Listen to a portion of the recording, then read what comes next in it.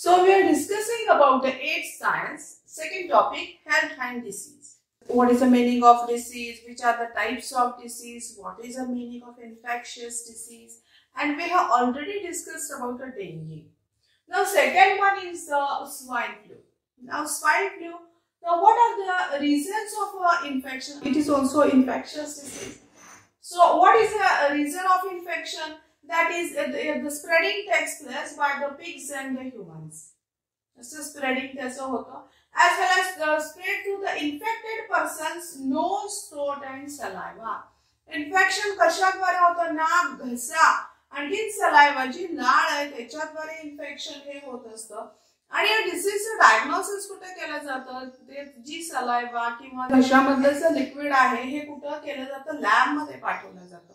So that the diagnosis is done in the Pune and Delhi. That is particularly the name of the lab. These are the National Institute of the Virology, which is present in the Pune आणि Delhi या ठिकाणी काय disease diagnosis हे केलं जातं.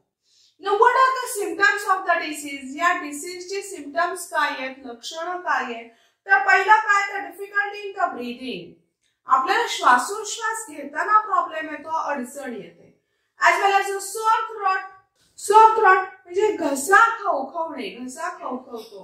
Body pain, संपूर्ण body एक आहे, संपूर्ण बॉडी शरीराला त्रास होतोय, शरीर दुखतंय. The first case of swine flu was reported in Mexico in 2009. Swine flu is caused by the virus influenza A H1N1. So we know malaria and elephantiasis, these are spread by the mosquito. वेगळ्या species आहे. So malaria is spread by the female of Anopheles. Female of Anopheles मुळे काय होतो? Malaria होतो. On the other hand, elephantiasis is spread by the female of Culex. Culex हे सुद्धा काही एक मॉस्किटोचीच स्पेसीज आहे, त्याच्यामुळे होतो. आता हे आपल्याला माहिती आहे Anopheles कुठे आहे? We know that is the female of Anopheles. So growth of this mosquito takes place in the clear or clean water. स्वच्छ पाण्यामध्ये हे Anopheles ची ग्रोथ ही होत असते. On the other hand, the growth of Culex takes place in the dirty water. Culex ची growth मात्र dirty water मध्ये किंवा अस्वच्छ पाण्यामध्ये याची ग्रोथ ही होत असते. तर अशा पद्धतीने this swine flu is a viral infection. Now next disease is AIDS. AIDS, that is acquired immunodeficiency syndrome. Acquired, बघा मी काल ह्या शब्दाचा अर्थ सांगितलाय. What is the meaning of acquired? Acquired means it is the disease हा आपल्या बॉडीमध्ये तयार नाहीये, हा सराउंडिंग मुळे आपल्याला होतं, म्हणजे आपल्या मेटाबॉलिझम मध्ये चेंजेस होत नाहीये.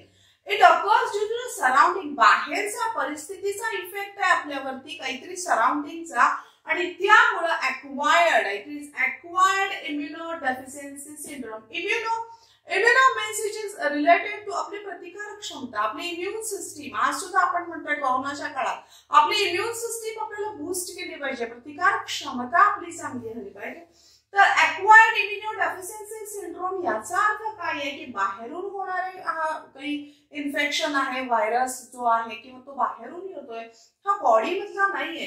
इम्युनो म्हणजे it is related to our immune system, आपली प्रतिकारक क्षमतेशी रिलेटेड आहे. प्रतिकारक क्षमतेशी कसा संबंधित आहे?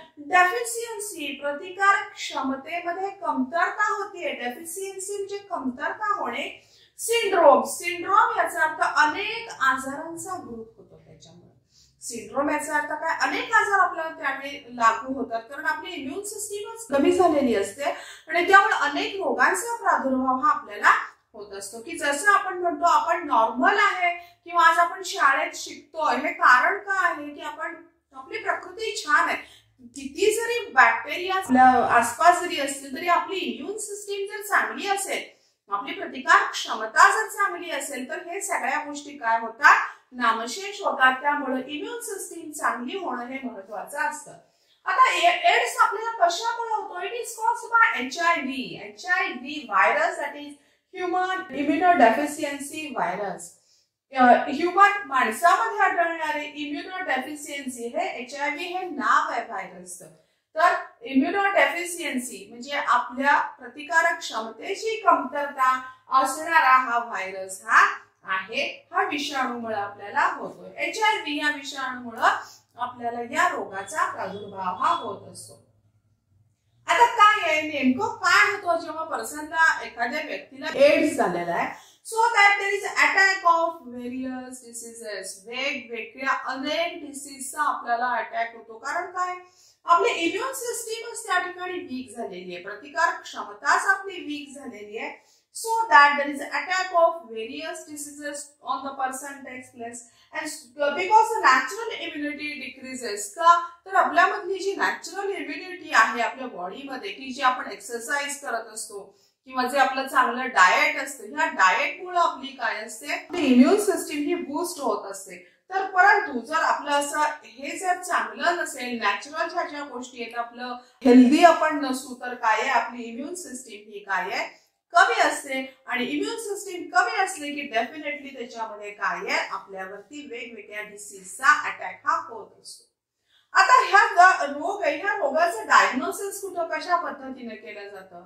तर diagnosis is done by the ELISA test as well as a Western blot test whether the person is suffering through the AIDS or not। काही व्यक्ती त्या डिसीजला सफर करतेय किंवा नाही, आपल्याला तो डिसीज झालाय किंवा नाही, यासाठी ELISA आणि वेस्टर्न ब्लॉट टेस्ट हे आपण करणं गरजेचं आहे ना। आता हे ठीक आहे, परंतु सपोज जरी एखाद्या व्यक्तीला एड्स झाला असेल तर काय आहे आणि ती आपल्या सहवासातली असेल तरी सुद्धा काय आहे काही गोष्टींचा इम्पॅक्ट हा नसतो।